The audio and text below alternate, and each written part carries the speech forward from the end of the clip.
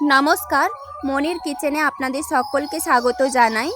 আজ আমি পটল আলুর ঝোল বানাবো, তার রেসিপি আপনাদের সঙ্গে শেয়ার করতে চলে এলাম। ভিডিওটি সম্পূর্ণ দেখতে থাকুন, নিশ্চয়ই ভালো লাগবে। প্রথমে আমি পটলের দুই প্রান্ত সামান্য কেটে বাদ দিয়ে পটলগুলো চেঁচে জলে ধুয়ে নিয়েছি। এখন পটল আমি টুকরো টুকরো করে কেটে নিচ্ছি। দেখুন, এইভাবে বাঁকা করে কেটে নিচ্ছি। এইভাবে বাঁকা করে কাটলে পটলের টুকরোগুলো দেখতে খুব সুন্দর লাগে। আলুর খোসা ছাড়িয়ে আলুগুলোও টুকরো করে কেটে নিচ্ছি।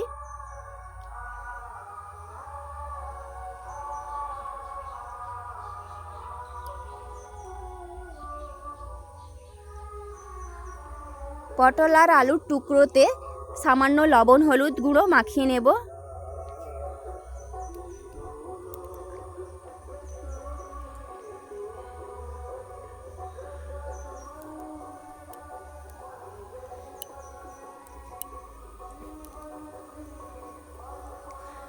দুটো টমেটো কেটে মিক্সি জারের মধ্যে নিয়ে নিচ্ছি। আর দিচ্ছি 5টা কাঁচা লঙ্কা। টমেটো আর কাঁচা লঙ্কা একসঙ্গে পেস্ট করে নেব।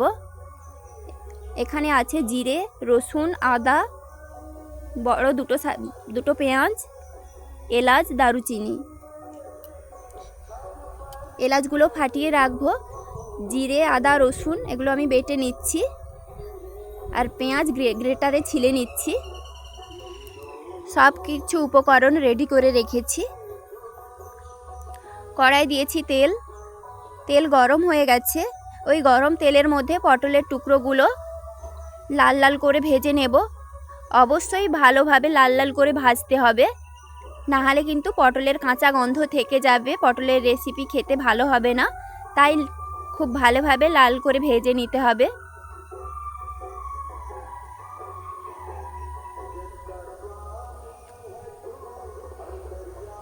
দেখুন, পটলগুলো নরম হয়ে গেছে, লাল করে ভাজা হয়ে গেছে। এখন আমি পটল ভাজাগুলো নামিয়ে নেব। ওই পটল ভাজা তেলের মধ্যে আলুর টুকরোগুলো দিয়ে লাল করে ভেজে নেব।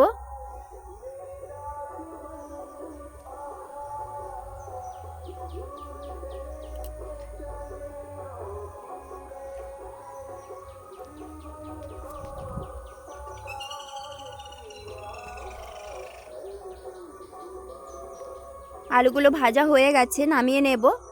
এখন আমি আলু ভাজার তেলে দিয়ে দিচ্ছি জিরে ফোড়ন, শুকনো লঙ্কা,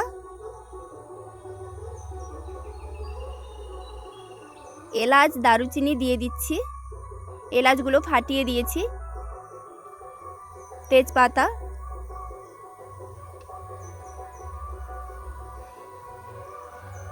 জিরে থেকে ভাজা সুগন্ধ উঠছে। এখন আমি দিয়ে দিচ্ছি পেঁয়াজ বাটা।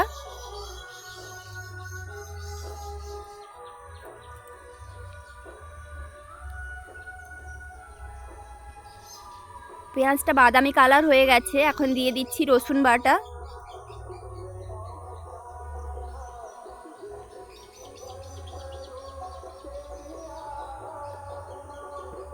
আদা বাটা, জিরে বাটা,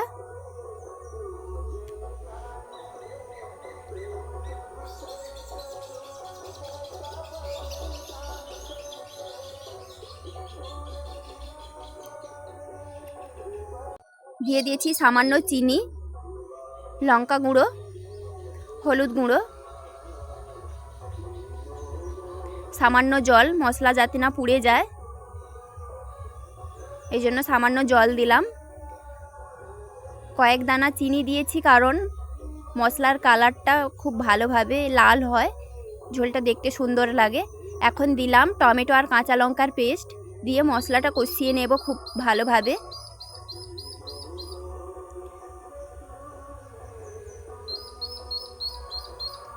দেখুন, মশলা কিন্তু কষানো হয়ে গেছে, দেখেই বোঝা যাচ্ছে মশলা থেকে তেল ছেড়ে যাচ্ছে। এখন দিয়ে দিলাম ভেজে রাখা আলু আর পটল, দিয়ে ভালো করে মিক্স করে নিচ্ছি। সম্পূর্ণ মশলার সঙ্গে পটল আর আলু মিক্স করে নেব।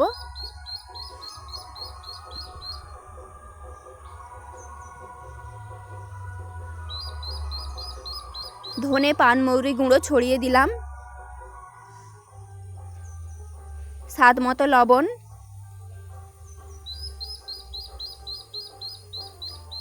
স্বাদ মতো চিনি, স্বাদ ব্যালেন্সের জন্য সামান্য চিনি দিলাম।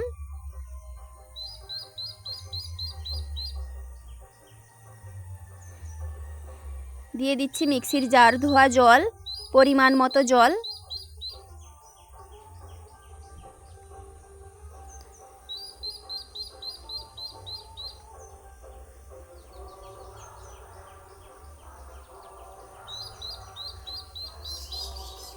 এভাবে ফুটতে থাকবে।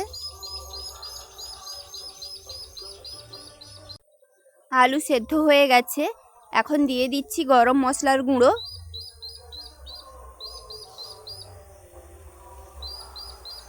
ঘি ছড়িয়ে দিচ্ছি।